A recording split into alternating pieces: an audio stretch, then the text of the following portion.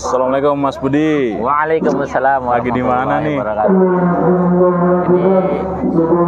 asik banget ini suasananya di atas kapal ini. Kita sedang menuju ke Bumi Andalas. Oh, luar biasa ya.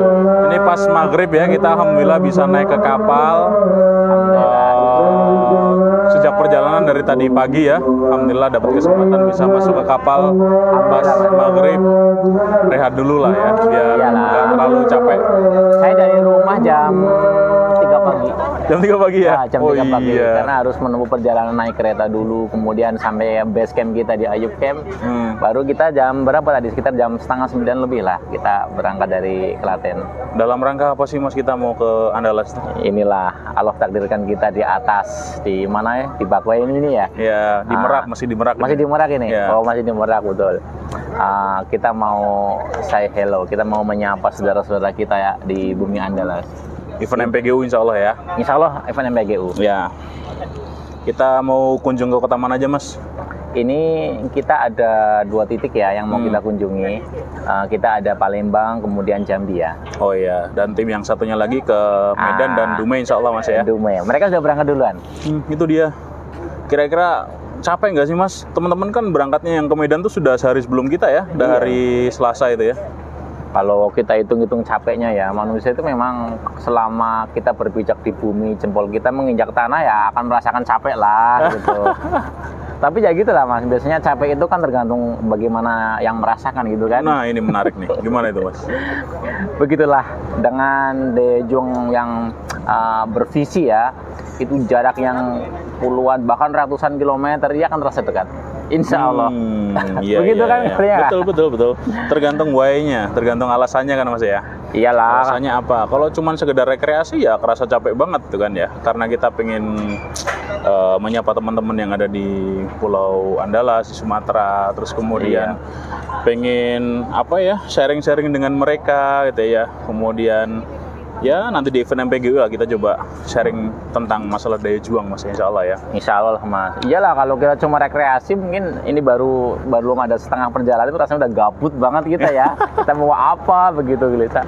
Tapi ya itu tadi, ketika kita visinya coba kita melangit ya, visinya kita jauh, tidak sekedar di sinilah kita niatkan bagaimana agar pas ini itu bisa hadir betul-betul, kehadirannya dirasakan di tengah-tengah umat, banyak membantu, itu sesuatu banget itu. Nah itu dia. Ngomong-ngomong masalah berat atau enggak itu kan sebenarnya masalah ini Mas ya, masalah persepsinya. Kalau kita nimbangnya dengan urusan duniawi ya akan terasa berat gitu ya. Kalau kita menimbang dengan urusan akhirat ya tentunya ini sebagai usaha kita memperbanyak amalan untuk bekal ke akhirat nanti gitu Mas Budi ya. Betul Mas, betul sekali. Kita usianya berapa sih manusia di dunia juga sementara ya, bagaimana caranya biar kita meskipun nanti ya Allah takdirkan suatu saat kita dipanggil oleh Allah, tapi ada minimal bekal lah yang bisa terus mengalir, itu harapan kita. Dan insya Allah pasti semua merasakan ini Mas. Satu doa saja dari pasien yang tulus, ikhlas, gembira, tersenyum karena mereka terbantu, bahkan yang dijalan bisa sembuh, itu sudah sesuatu banget itu Mas. Jariah ya. Kita nyari jariah ya. Karena sadar umur kita sedikit, betul lah. Sadar umur kita terbatas, kita nggak tahu juga kapan akan meninggalkan dunia ini, maka ya kita coba cari amal jariah sebanyak-banyaknya, sehingga nanti kan janjinya begitu Mas ya, yang tidak putus setelah Bani Adam meninggal dunia itu kan amal jariah gitu ya, entah itu sedekah, entah itu ilmunya, atau anak soleh yang dididik sama orang tuanya sehingga dia senantiasa mendoakan orang tuanya itu tadi. Masya Allah. Itu Mas Budi. Mas Budi, ngobrol masalah semangat juang nih Mas Budi. Kan saya lihat di sekitar kita ya, para pastrooper itu memang ada yang mereka awal mulai ikut pelatihan kan cuma sekedar pengen mengobati diri sendiri gitu ya, mengobati diri sendiri atau mengobati keluarganya. Dan kemudian setelah menemukan itu mereka selesai, nggak mau berjuang lagi. Kira-kira ada pesan nggak Mas buat orang-orang yang pastrooper yang punya niat awal seperti itu gitu? Masya Allah, ini luar biasa. Ini sendiri juga saya rasakan ya. Dulu waktu pertama kali ikut PAS itu memang visi saya sangat pendek ya. Saya ingin paling enggak mengobati diri sendiri yang terkena saraf kejepit, kemudian orang tua saya. Tapi setelah itu Masya Allah, ketika datang orang ya, ini belum lama Mas, belum lama datang orang yang sudah terkena penyakit di saluran pernapasan ya. Dia sudah 6 bulan berobat tanpa henti. Kemudian kondisinya setelah 6 bulan dinyatakan sembuh, tapi dia merasa masih berat, nafasnya berat, ya aktivitas sedikit aja capek. Nah, Masya Allah, ketika saat itu saya satu gerakan saja, karena saya memang kita diagnosa alapas kita ya, itu kelihatan oh ini masalahnya ada di belintiran dada nih. Kita melintir balik Mas, itu nafasnya panjang, aku lihat gembira wajahnya itu loh, dari yang pucat pasi berubah menjadi merah, dan Masya Allah sampai hampir menitikkan air mata, pengen rasanya sujud syukur. Saya bilang, ini harus ilmu seperti ini harus sampai di tengah-tengah umat. Ini terlalu sayang kalau ini sampai ke Pastruper hanya pikir untuk gua saja lah, untuk keluarga saja. Sayang, begitu banyak nanti insya Allah catatan amal kebaikan ya. Kalau benar-benar satu Pastruper dia berada terjun membantu sebanyak-banyaknya, bahkan sebaik-baik manusia kan diantaranya yang banyak bermanfaat itu kan. Betul. Ya sangat egois sekali sih kalau bahasa saya, Mas Budi ya. Saya pribadi kan juga awalnya ikut pelatihan cuman untuk kebutuhan anak saya yang punya problem asma, kemudian ibu saya yang punya problem diabetes. Tapi ya alhamdulillah setelah melihat mereka sangat terbantu, kok saya mikirnya gini Mas Budi.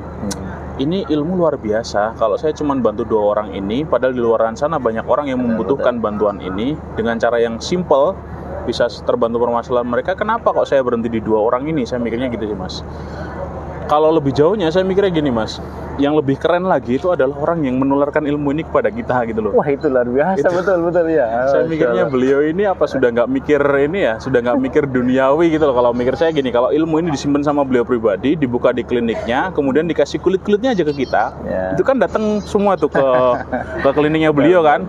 Wah ini bagus nih, diobatin sembuh, dapat uang, ternyata enggak, dikasihkan kita full, sampai kemudian kalau saya pribadi bersyukurnya juga Mas, kenal ini sebelum musim pandemi ini ya. Kita ngadepi pandemi itu juga kayak ya enjoy, santai, nggak ini ya atas berkat ilmu yang beliau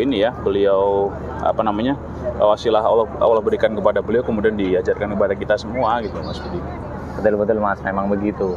Jadi sejak awal saya masih ingat ya perkataan dari guru kita, ayahanda kita ya, Ustaz Haris Mujahid rahimahullah.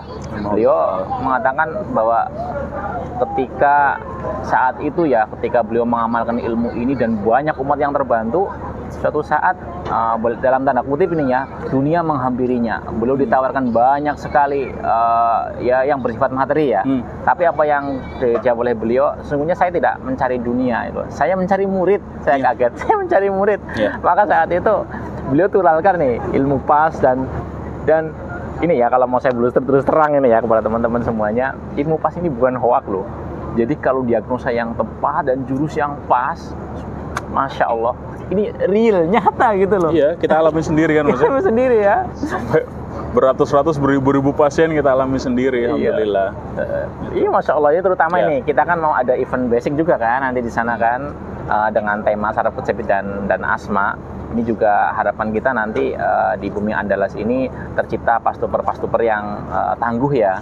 Selain dia profesional dalam arti berilmu, kemudian dia juga punya adab yang bagus, dan satu lagi punya daya juang yang tinggi nih. Ini bagaimana nanti kita di event-event MPGU lah nanti ketemu dengan pastuper di teman-teman di sini, nanti kita sharingkan. Ini harus kita sharingkan, kita bagikan. Ayo kasih semangat, tumbuh.